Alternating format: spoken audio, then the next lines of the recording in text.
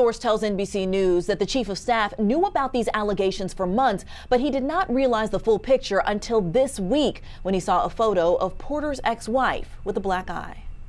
Shutdown over. The yeas are 240, the nays are 186. The motion is adopted. President Trump this morning signing a measure to fund and reopen the government after an all-night standoff in Congress. That's a story.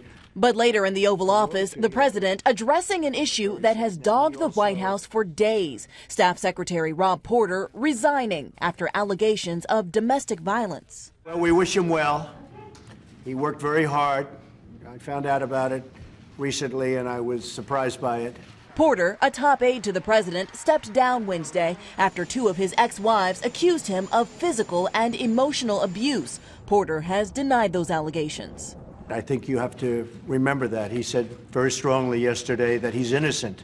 But no comment from the president about the two alleged victims. This photo released by Porter's first ex-wife, who says Porter choked and punched her. Porter says he took the picture, but adds the reality behind it is completely different.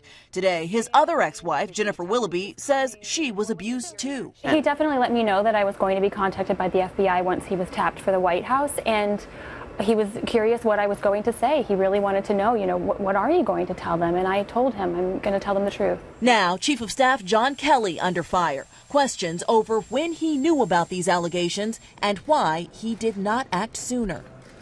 And now the White House is facing questions about why Porter was given access to such sensitive information as a top White House aide without a full security clearance. In Washington, Blaine Alexander, Local 4.